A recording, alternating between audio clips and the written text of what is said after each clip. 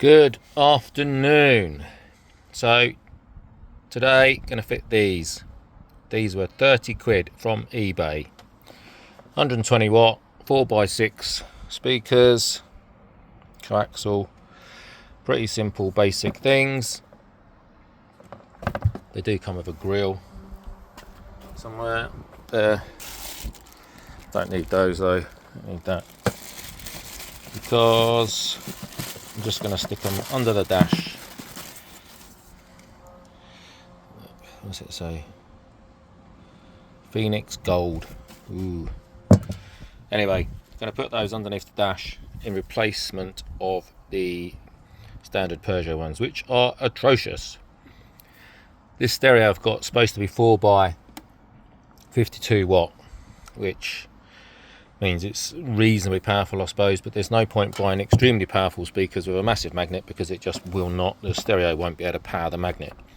But these, they feel quite weighty, but they're not ridiculously big. They are 120 watt, 30 watts RMS. So I've had a quick look on the internet. These seem to be all right. Let's see what they sound like. So that's the panel off. Again, just 6 fixings. 1, 2, 3, 4, 5, 6. Quite simple. Just connectors on the side there. Pull them straight off onto the new one. Unscrew that. New one's on. There you can see the two. You can see this new one definitely got a larger magnet on the back, because it's physically bigger, but as I say, exactly the same fixings. Connectors are the same, obviously. Just this, obviously that just plugs straight into the van wiring loop, so you can see the size of the magnet on the back. So hopefully these should be a lot better. Right, that's that in. The only thing I've had to do is just find some slightly longer screws. That's the screw I've had to put in, because that's the screw that came out. And because of the way these speakers are shaped, just at the very front here, there's a little lip or an edge on the front, so they sit a little bit, these brackets, the actual brackets there, sit a little bit more proud of the little screw holes that are in there. But anyway, other than that, straight swap. This side's even easy to get out. Screw there, screw through there, and then just 2 pivot, or 3 pivot points there, and a screw through there. So 1 through there, 1 into there, and 1 into there. All comes out, and then that shows you all the wiring underneath the dash then. The various different things. That's the speaker wire.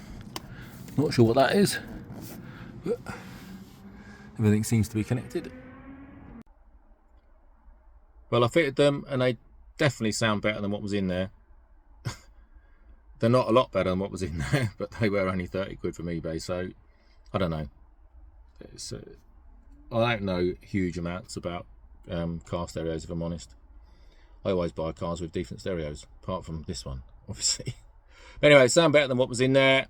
It was a simple fix, cut about 10-15 minutes to take the panels off, put the speakers in, put it all back together again. It's a simple job, but they definitely sound better than what was in there. Do they sound a lot better than what was in there? Not a lot better, but a bit better. So yeah, there you go. Another little update actually while we're here. As you can see, solar panel has arrived. So that's the panel, a Renogy 100 watt solar panel, which is a type N, I think it's called, 16 BB, which is bus bar. These are the brackets that are going to hold it to the roof. This is the solar charger, or MPPT controller itself. And then I've bought, so these are 5 meters, which I think is going to be enough. Maybe I should have ordered 6, but I think 5 is going to be enough. They do have connections on both ends of this wire, but obviously you're going to have to cut one off because one's got to go to the controller. One end goes to the solar panel, then it goes from the controller into the battery, or the leisure battery. This is the panel itself.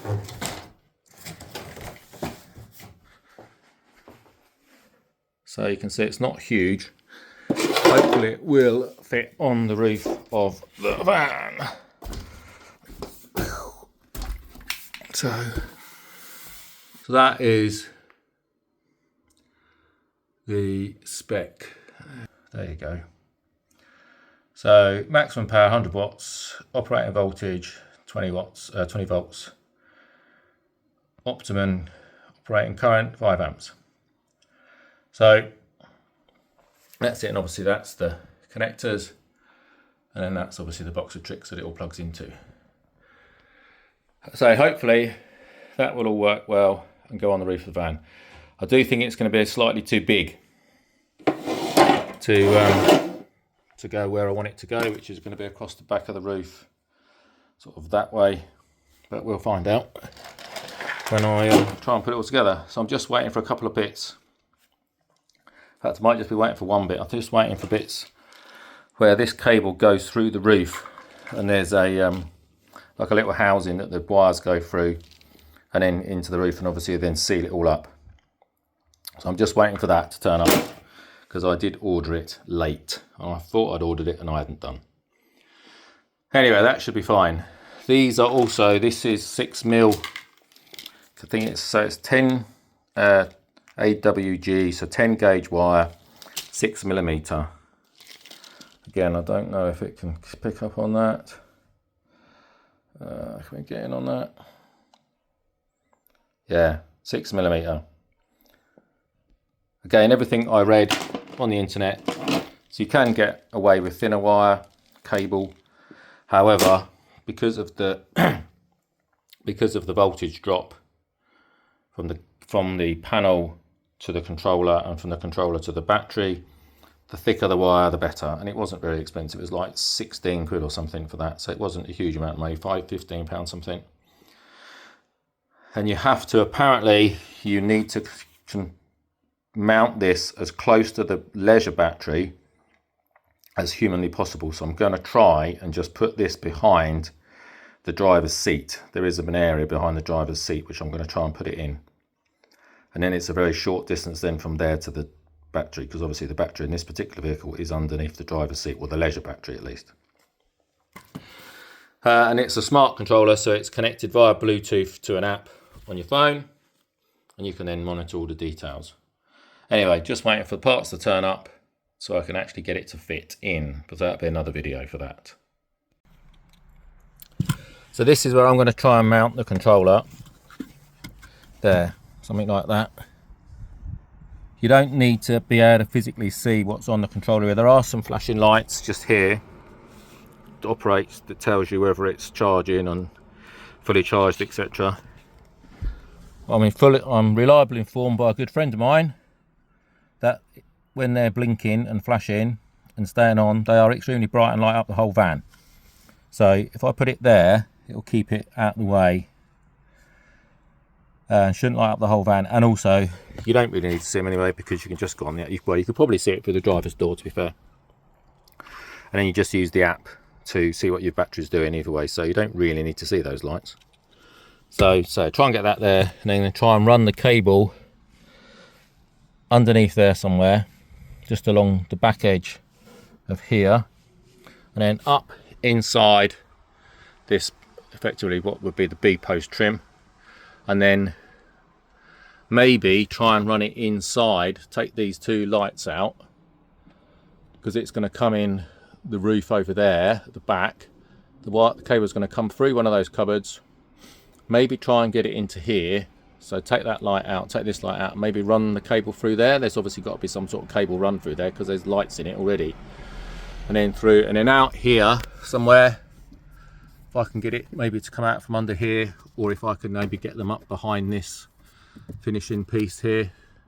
Take this trim off, run the cable down there, and then you'd only see a tiny bit of cable just coming underneath this piece of plastic trim here, and then just along there, and then up in here. And you could even probably run it, you could probably run it as close to this as close to this as possible, the carpet. So there'll be hardly any cable on show. Also, another thing I'm going to try and do just now, this battery is quite old and it is only an 86 amp hour battery. According to this, it was fitted in June of 2014, so it is quite an old battery.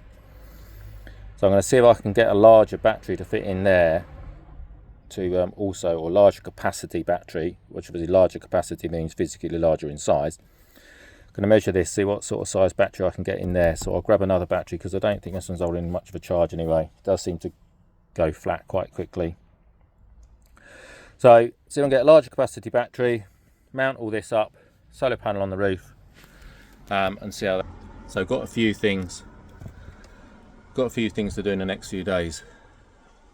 I will keep you updated and informed. The other thing I've got to do as well is I've got a new map sensor for the engine because it's still not running properly at idle. I still don't think it runs quite sweet. Anyway, I bought a map sensor for like £9. So manifold air pressure sensor. See if that makes any difference. And it's also going in on, so today's Monday the 1st of September, goes in on Wednesday for a cam belt. I've basically just run out of time to do things on this. I want to use it a bit more towards the end of the month if we can. So the guy that did the MOT is going to do the cam belt on it, just as easier. And also with him doing the MOT on it, he's going to actually pick it up from my house, because he only lives over the road, take it to his garage, fit the cam belt, water pump and tensioner, and then he'll be able to drive it. And he's an old school car mechanic, and he'll be able to say, yeah, that runs pretty much how a Peugeot Boxer should, or no, there's definitely something not quite right with that. So we'll see. That'll be an outcome on Wednesday. But I'm going to try and start fitting this maybe tomorrow, so Tuesday. We'll see how we get on. But I've got to wait for the part that goes on the roof to actually get any of it done, really. I can fit the cable from the battery to the controller, and I can fit the controller, potentially. But that's about it. I can't put the wires in because otherwise I'd have to disconnect all the connectors for the wire to go up through the roof, so it's a bit pointless. Might as well feed the wires down through the roof, and I can't do that until I've got the bit that goes in the roof. But that's my own fault for not ordering it quick enough. Alright, so I've had a bit of a measure up, and there are two fixing bolts here, one here and one here, fixing posts for a clamp. Well, the battery that was in there wasn't even clamped in anyway. But this is 350mm across from there to there. Now I've got a battery, just so I happen to have a spare battery, or an old battery from my Bailey Caravan, which I upgraded to a larger capacity battery. So it says 110 amps on it when it's just been sat in my shed or my garage. Now if I zip that off and zip that off with a grinder, I think the battery should go in there. Now it is a bit of a gamble, but it is just a matter of zipping those off. If it doesn't work, I'll just have to weld it back on again. But I could make a clamp from here. I could put like a little tag on the back there, so the battery would slide underneath it. I could then utilise something here. I could put a bolt in here, which would then I could put some sort of clamp on, so I could clamp it from the front. It won't go anywhere side to side because it should fit snug in there. So let's try that. I'll zip that off and zip that off. Try this battery in there and see what happens. Well, it's in. So I cut off the two fixing bolts for the clamps, and I'm about to slot out. There's a tray, a metal tray that it fits in with a lip, with obviously a lip round it. So I've cut that with a grinder, hammered it over that way slightly. It does need hammering this way as well, for it to fit in completely. But it is in there. It will need fixing in from the front, which is fine. And as I say, I'll make a little tag at the back. But it does physically fit in the hole. I thought it was 110. It says 110 on there, but then it says 100. So anyway, we'll call it 100 amp. But it fits. So this is from a Caravan, and I say it's low because it's from a Bailey Caravan, so there's space under there. Obviously they cover up the connectors quite well anyway, so it does actually fit. So if anyone's wondering, you can get a battery that's 350mm wide, and that is as wide as you're going to get in there. Width-wise, it doesn't matter because there's quite a lot of room at the front, and height, it doesn't really matter, I think, because any battery fit in there height-wise. But that is in there, so that's what that's the part number for that battery. Anyway, we'll see how it goes.